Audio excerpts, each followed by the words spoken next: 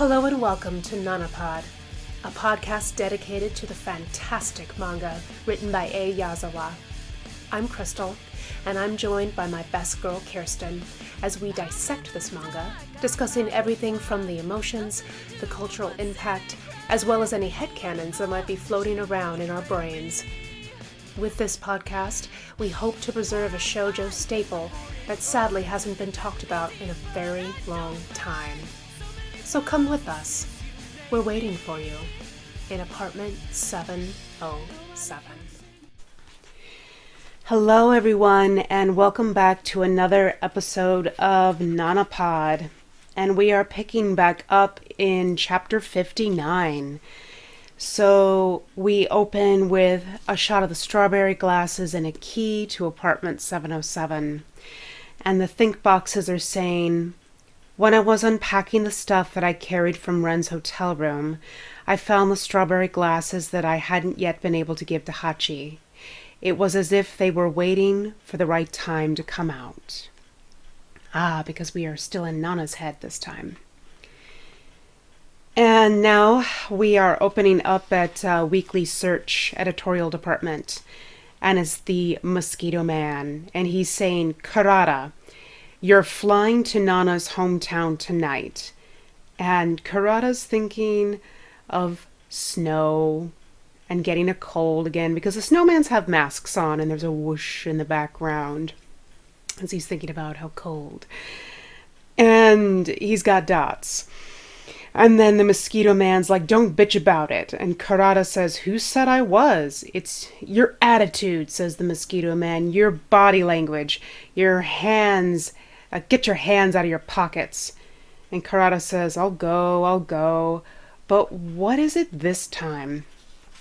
And the Mosquito Man says, "If Nana's mother won't talk, we have to get the gossip from acquaintances to write the story. Miyake's already there, so find out how Misuzu got to Osaka." And Karada says, "You already found out about Misuzu Uehara, right?" And the Mosquito Man says, "I can't write a good story with just the info we get from tipsters. You have to get out and get fresh material." And so he says, "But I'm a photographer. I keep saying it over and over and over." And the Mosquito Man says, "We'll run the story when Blast's first album hits the streets." And Karada's thinking, "You're not listening." And the Mosquito Man says, "We have to push Blast and get them ahead again while Trap Nest's off to London." I hate this man.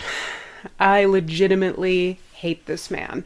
And again, this is why I say that this is the real villain of the story. Y'all are being weird about Takumi. Takumi's got problems, but not like this.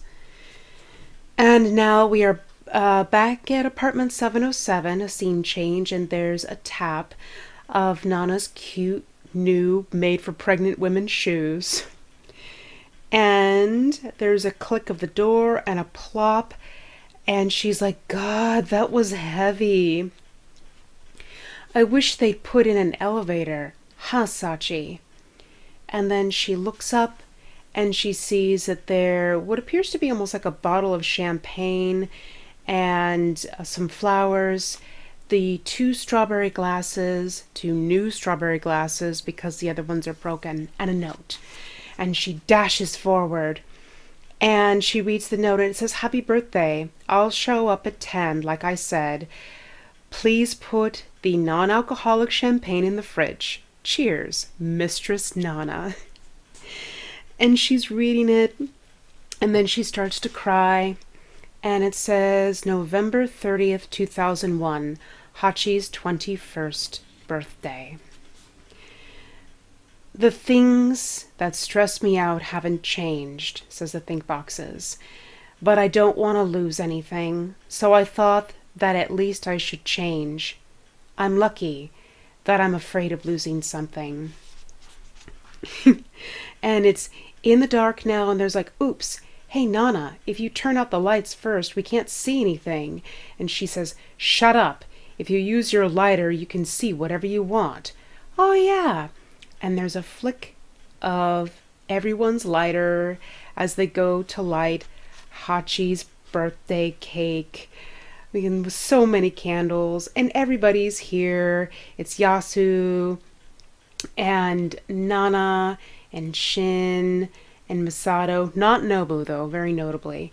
And also, and my brain is having issues with names right now because we haven't seen them in a while.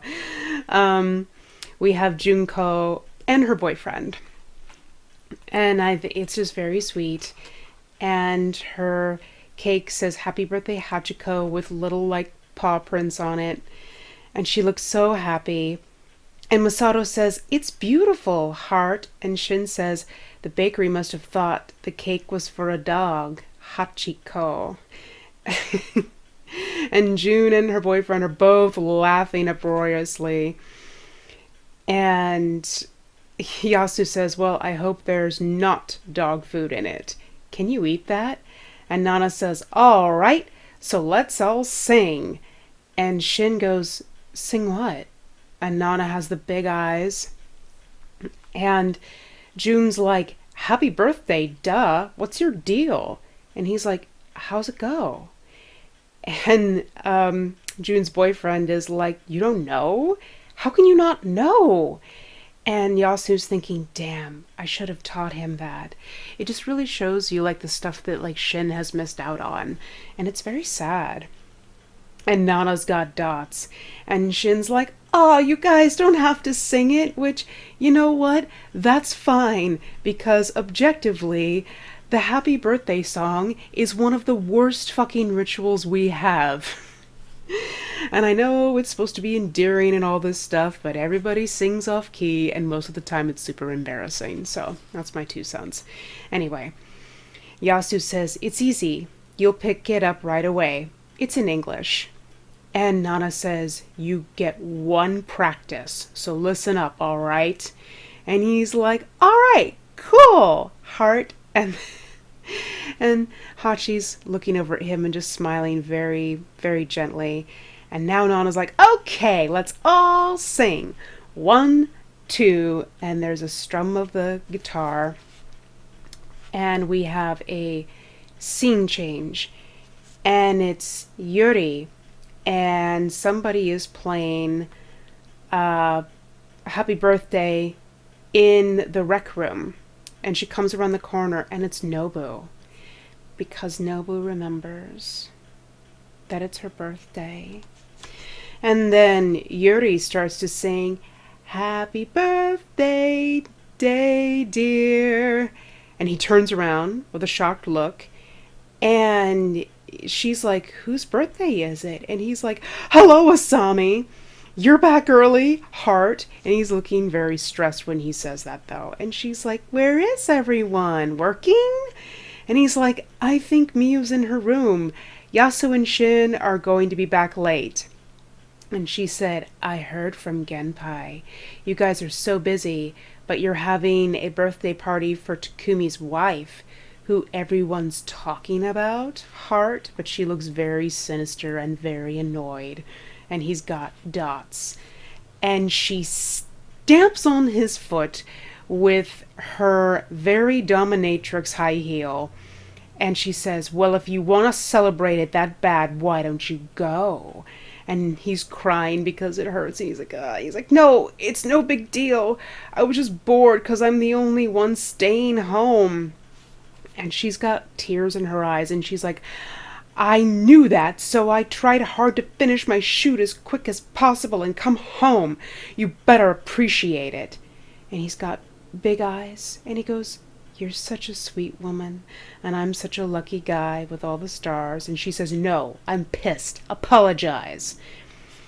And then he's hugging her, and he's got a little tail wagging, and he goes, thank you. As long as you're with me, I can go on. I love you, heart. And she's got the blush with the dots. And then she says, by the way, how was the new song? Did they approve it? And he says, yes. And she hugs him and goes, eek! Congrats for you, heart! Let's have our own special celebration, heart. And he's like, but I feel weird about it. I just wrote it to please the public. critics will say it's a stupid pop song. And he sighs as he leans into her. And then she has kind of like this look on her face, and she's like, anyone can create something that satisfies just themselves.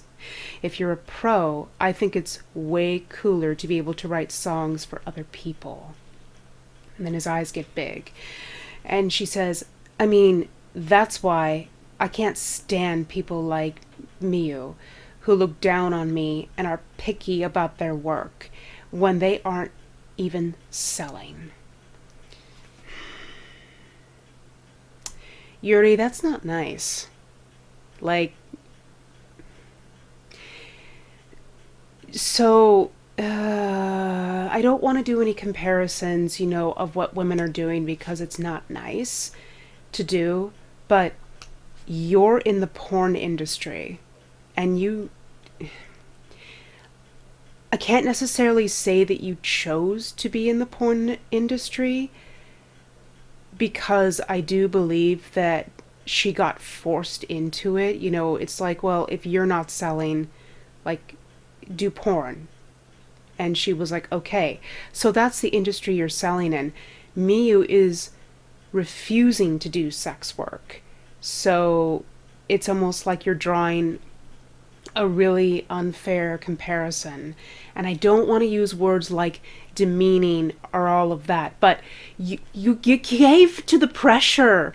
And I'm not saying that you had a choice because there are these powerful men around you, but then don't turn around and say things about another woman who is choosing to not be exploited by men and then be like, well, I'm doing better than you. You don't have a choice. It's a both-and situation. It really, really is. It's not nice to draw that comparison when you're being used. You're being used. And Miyu doesn't want to be used. So, I don't know what to tell you. And then Nobu says, yeah, but people have the right to choose. I envy Miyu for doing it her way. And Yuri says, well, no matter what people say, Blast is cool. Nana's cool too. And he says, Yuri Kawasaka's cool too, no matter what people say. And then she has like a, and then looks very sad. Because, yeah, I think she was trash talking. She was trash talking another woman, and now she feels bad about it. And she should. And we're scene changing back to 707. And June says, so, why does Trap Nest have to record their album overseas and leave a pregnant woman behind? And her boyfriend says, maybe there's some great sound engineer in London? And Nana says, it'll give them status. They're so pompous. And Hatchi, who's wearing the cutest little birthday crown, says, actually, 'cause it's less humid over there, the sound is a little bit clearer. But I'm surprised that weather affects the sound. And Nana has like the surprised eyes, because Takumi told her. They talk. They have an actual relationship. And I think that Nana is surprised that Takumi treats her like a person. And then Shin is coming back in from smoking, because they've made one of the bedrooms a smoke room. There's a sign on the door. And he says, Japan is really humid. And June says, they are perfectionists. And then her boyfriend's like, hey, I'll have a smoke too, heart. And Nana's thinking, is that the reason? I didn't know. You didn't ask Ren?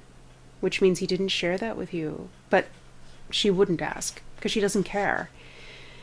And then Nana says, Blast's album drops January 9th, right? I can't wait. And Nana says, yeah, it was originally supposed to come out at the end of the year, but it got delayed. And Hatchi says, no, it's early enough. When did you record it? And she says, we recorded it right after we recorded the single in between the promotions. No problem. And Hatchi says, but still, it's quick. Trap Nest starts recording now, and their album comes out in April. And Nana's got like, dots, and she's like, in April, huh? And then Faux Masato says, with Blast, they track all the instruments together live. Trapnest probably takes a lot more time because they record each instrument separately. And Hachi's like, really? What? Blast doesn't do that? That wouldn't fly with Takumi. And it looks like Shin might have brought a stuffed poodle for Hatchi for her birthday, and he says, we don't have the time. Or the authority, for that matter. And June says, what's that mean? I don't get it. Trapnest records each instrument separately? And Hatchi says, that's the way it's usually done. Otherwise, you wouldn't be able to fine-tune the mix. And Masato says, but Blast's greatest asset is the live experience. We'll be releasing an analog version too. And Hachi says, I see. Then that really might be better. And June says, I don't really get it, but Nana seems to know a lot. And other Nana is standing up. And June says, she really sounds like a musician's wife now. And Nana says, when she's actually a wife of a Yakuza. People call you Takuza wife, you know. And Hachi is looking back at her, and she's been transformed into a Yakuza kimono. And she's just got a sweat drop. And the think boxes are saying, actually, I was surprised that Takumi talks about things like that to Hachi. Now that I think about it, I really don't know what kind of life she's living out in Shirogane. You're also not asking, Nana. She goes on to say, and Hachi's become even more distant. Only because you're not asking questions, because you don't care, because you hate Takumi, which is also a problem with the fandom, goddammit. Anyway, in the smoking room, June's boyfriend is like, oh, hey, heart. And Yasu's in here too, and he turns around and he smiles at her. And she's thinking, but that's because I don't ask her. See, she knows. And she's thinking about when she was on the train with Yasu, and he said, ask Ren yourself. Don't talk to him through me. That's a maturity thing. And she's thinking, both Hachi and Ren don't talk about themselves much because they're being considerate. But now I feel like I have to stick with Trapnest. It's my identity. That's what Ren said, and she's thinking about it. And in the think boxes, it says, when Ren comes back to Japan, I'll ask him things like what recording in London was like, and about their album concept. I got to do better with Blast, so we can have open, equal discussions about our work, and so I can maintain my pride. That's one thing I can never change. And now we're having a scene change with the two mosquitoes trying to get information out of people. And it says, when Nana came into Miyuki's, I was so surprised. She looked exactly like Suzu when she was a kid. Who's Suzu? Says Karada. Miss Suzu. Oh, okay. So, and this old man says, Suzu was working there like Nana, but it didn't seem like they got along too well.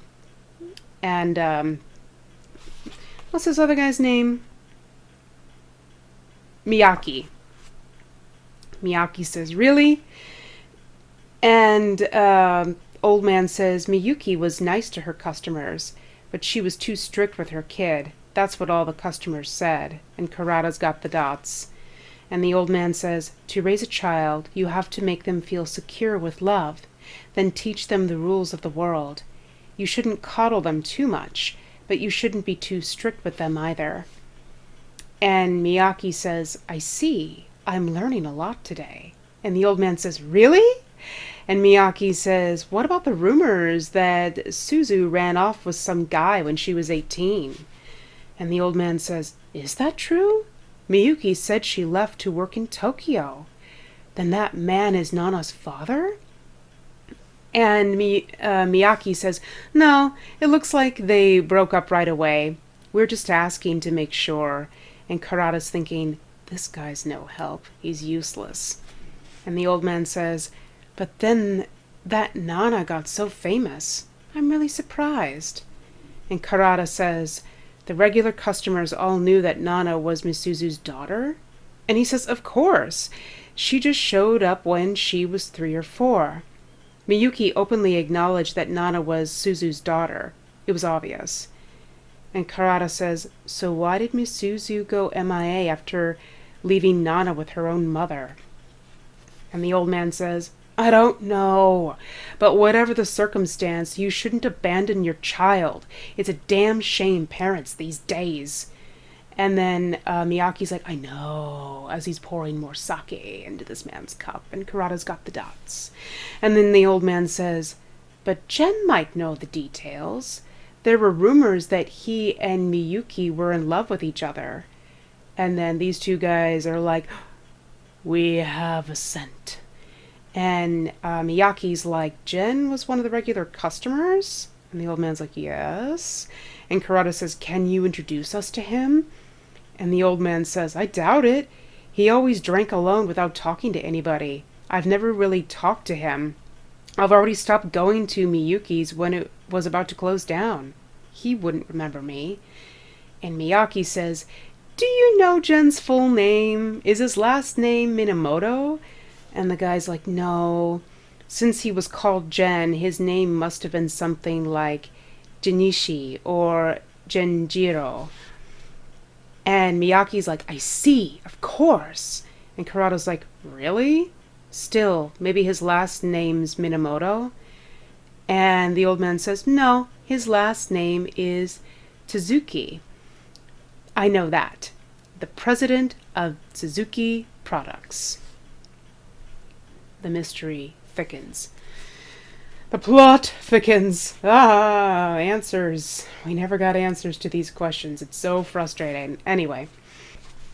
And then she's like, a scene change. We have a scene change, and it's Misato in her other disguise, and she's like, I'm Mai Suzuki, Blast's manager. Nice to meet you. She knows too much, guys. She knows way too many things.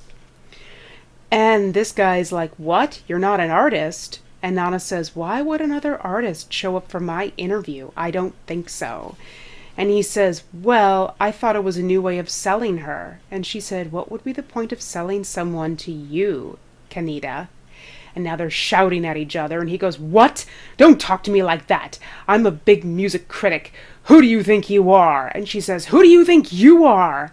And Misato's like, we don't have a lot of time, so let's get this thing started. And now they're back in the car. And Misato says, that was a fun interview, Hart. Interviews with music writers are different. And Nana says, you think? He's just some game otaku. He should be a gaming writer. And Misato says, yeah, but the other interviewers always ask the same questions. They don't get it. And she looks over her and smiles. And Misato's like, oh, I'm sorry for talking so much. You must be tired. And she says, I'm fine. Don't worry so much about me. And Misato says, but there'll be more TV work at the end of the year. Next year, you go on tour, and your work will get even more intense. So please at least sleep while you're in the car. And she says, yeah, I can't wait to go on tour.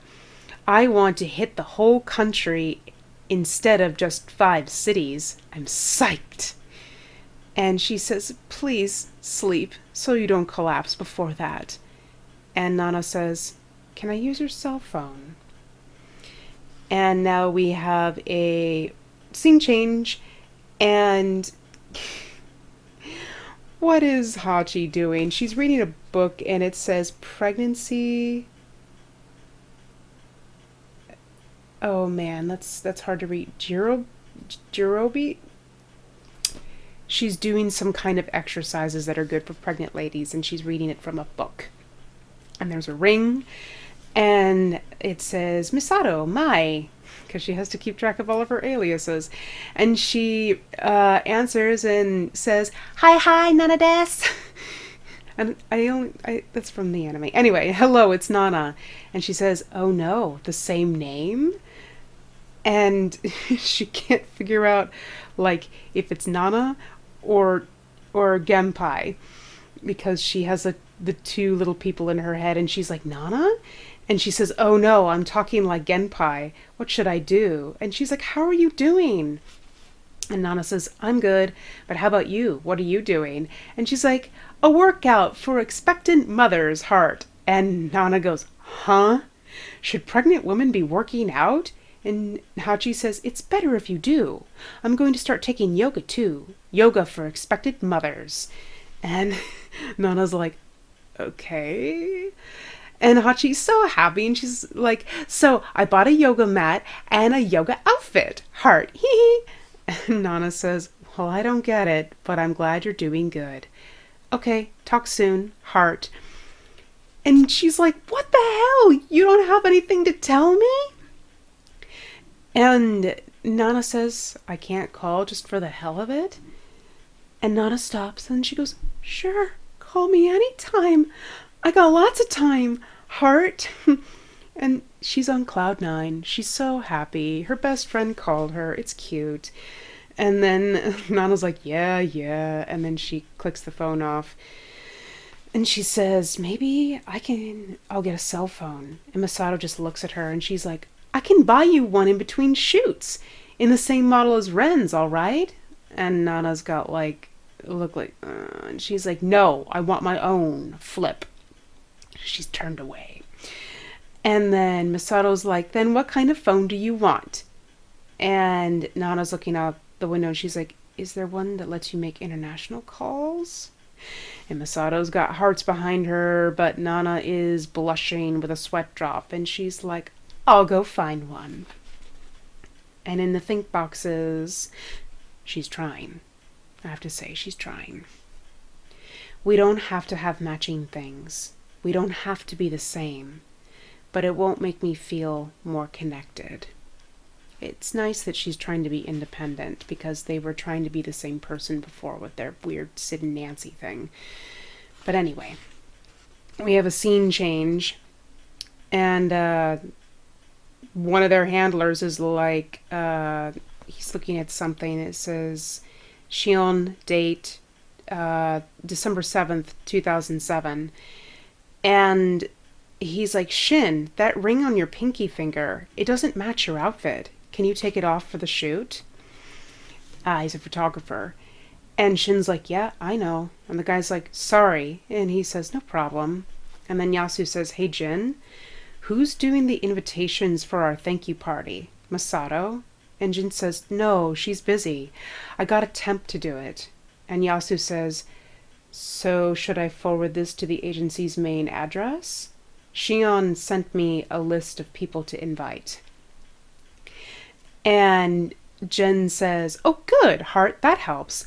I'll call to have the invitations made up now.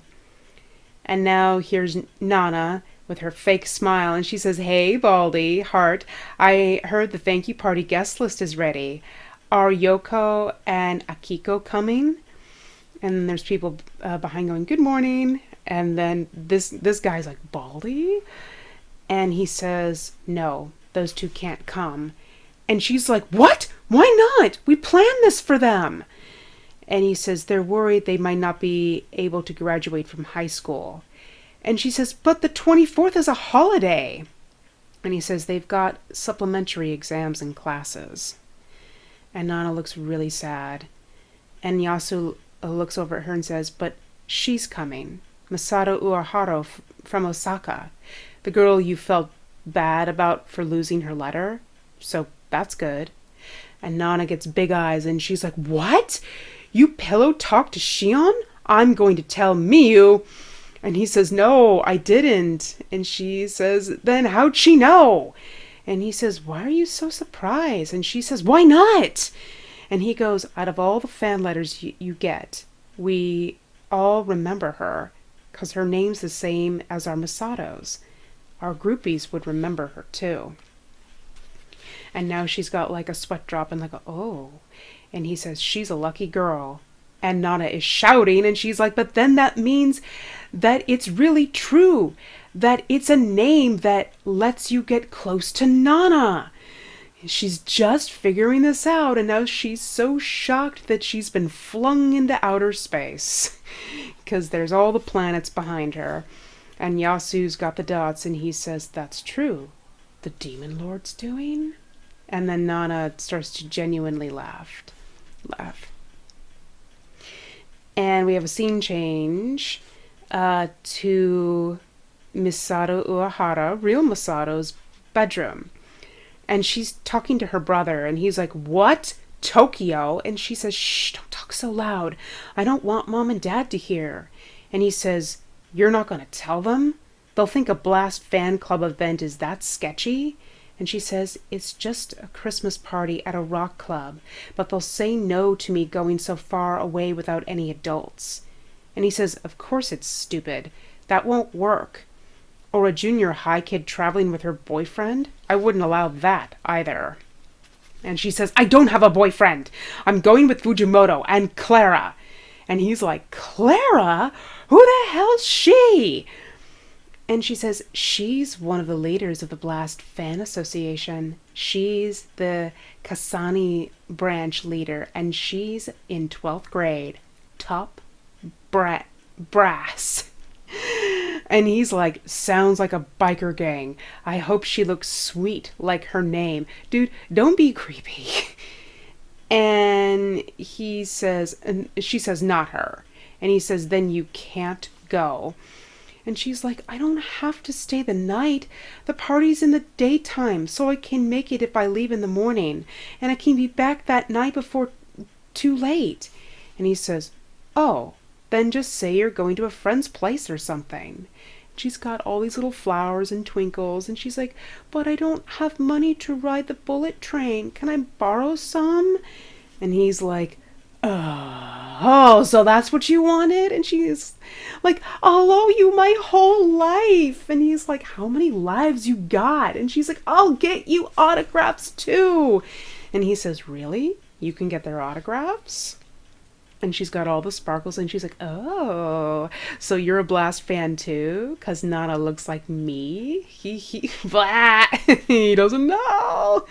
Because this is technically her half-brother. And he's like, "No, 'cause Kayoko's into Yasu." And she kind of stops, and he's like, "Do whatever you have to do to get Yasu's autograph. Then I'll cancel all your debts." And she looks at him with all the dots like, "Are you for real?" And he's thinking, "See how good I take care of my little sister and my girlfriend? Yes, this is perfect." And she flips around and she's like, "If Kyoko's into Yasu, why is she going out with you?